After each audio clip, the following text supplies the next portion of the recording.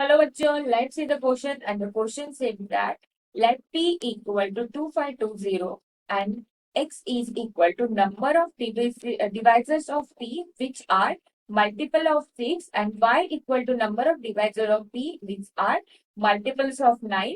Then the value of x is equal to 12, value of x equal to 24, value of y equal to 12 and value of y in 4 option में से कोई तो भी option हमारा correct होगा।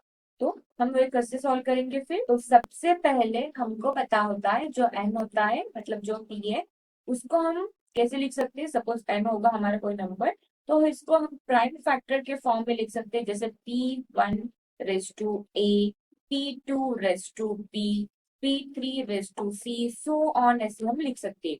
और divisor of n कैसे निकाल सकते हैं हम? डिवाइजर ऑफ जो n होता है वो होता है जो हमने यहाँ पे इंडेक्स में जो लिखा है उसमें जस्ट p1 उसमें +1 करके हम उसका मल्टीपल निकालते हैं, मतलब a+1 into b+1 into c+1 plus so on. तो ये होता है हमारा सिंपल फॉर्मूला। तो यही फॉर्मूला हम यूज करेंगे और ये क्वेश्चन सॉल्व करेंगे। तो यहाँ पे हमारा जो p है वो 2520 और इसके प्राइम फैक्टर अगर हम निकाले तो वो होगा 2 3 इंटू 3 2 इंटू 5 1 इंटू 7 1। तो हमको पहले में क्या बताया गया है, जो x निकालेगा वो कैसे निकालेगा? Multiple of 6। तो 6 का मल्टीपल हमको कैसे मिलेगा? जब हम 2 मल्टीप्लाई 3 करेंगे तभी हमको 6 मिलेगा।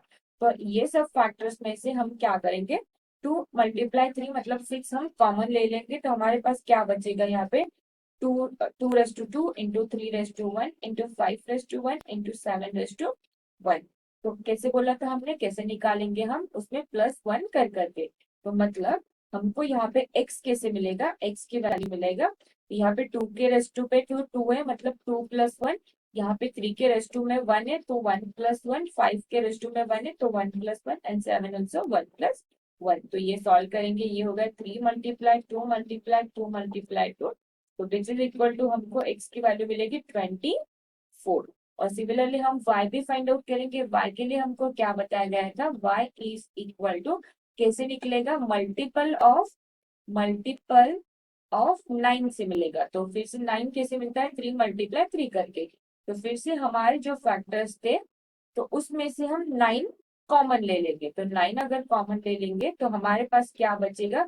2 क्यूब तो वैसे ही बचेगा, 3 स्क्वायर निकल गया तो 5 1 बचा और 7 1 बचा। तो सिमिलरली यहाँ पे दिख रहा है 2 3 है, तो मतलब यहाँ पे 3+1 हो गया, 5 1 तो 1+1 हो गया, 7 1 तो 1+1 हो गया। तो which is equal to 4 multiply 2 multiply 2 मिल गया, तो इज इक्वल टू 16। मतलब यहाँ पे हमको मिली कि y की जो वैल्यू होंगी वो होंगी 16। तो ये हो गया हमारा करेक्ट आंसर। तो अगर हम ऑप्शन में चेक करें तो b की वैल्यू है 24, तो ऑप्शन नंबर बी हमारा करेक्ट है। और y की वैल्यू जो है वो 16 है, तो मतलब ऑप्शन नंबर डी भी हमारा करेक्ट है। तो ये क्वेश्चन के लिए हमारा बी ऑप्शन भी करेक्ट है और डी ऑप्शन भी करेक्ट है। I hope you understand this question. That's it, thank you.